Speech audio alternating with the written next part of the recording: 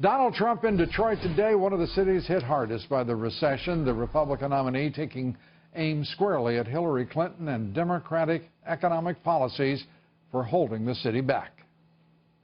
Every policy that has failed this city and so many others is a policy supported by Hillary Clinton.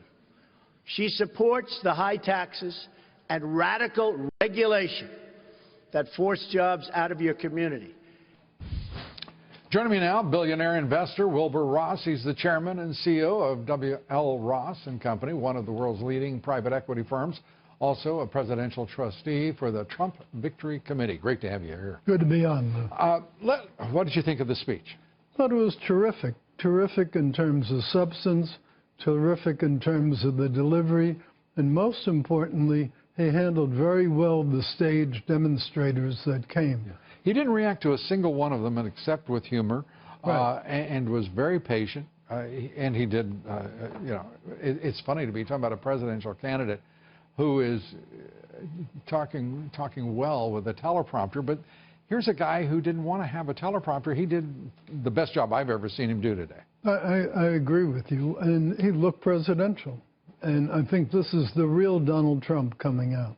Donald Trump coming out, putting together a tax plan that is rational, that provides incentives. This is, and by the way, incorporating some of the House Republicans' right. Brackets.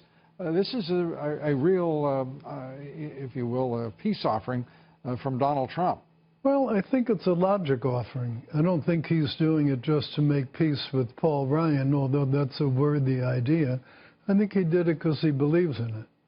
Yeah, and what is your reaction as a businessman to talking about getting rid of carried interest, to talking about focusing on more wealth in this country and keeping that wealth where we can, balanced trade rather than free trade, which is a fraud. I mean, we all know that. Right. But we have some terrible agreements that were created in the name of free trade.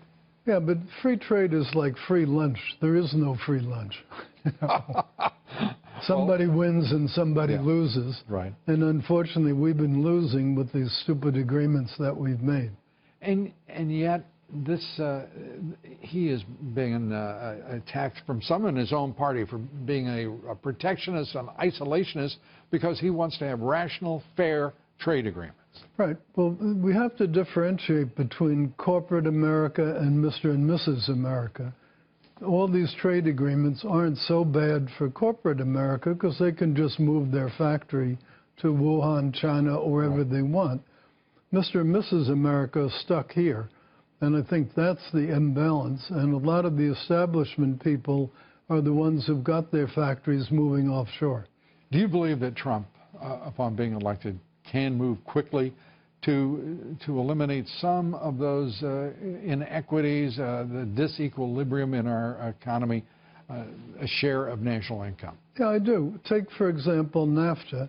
There's an Article 2205, which is a procedure for announcing your withdrawal. Mm-hmm. All he would have to do is announce that he was triggering that article, and everybody will come back to the negotiating table.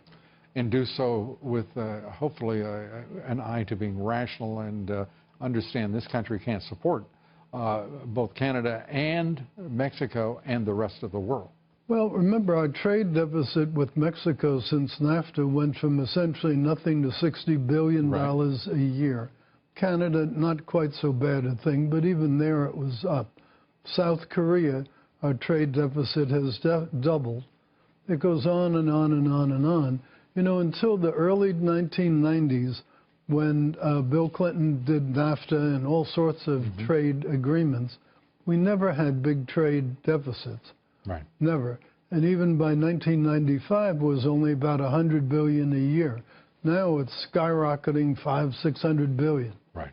And something does have to be done.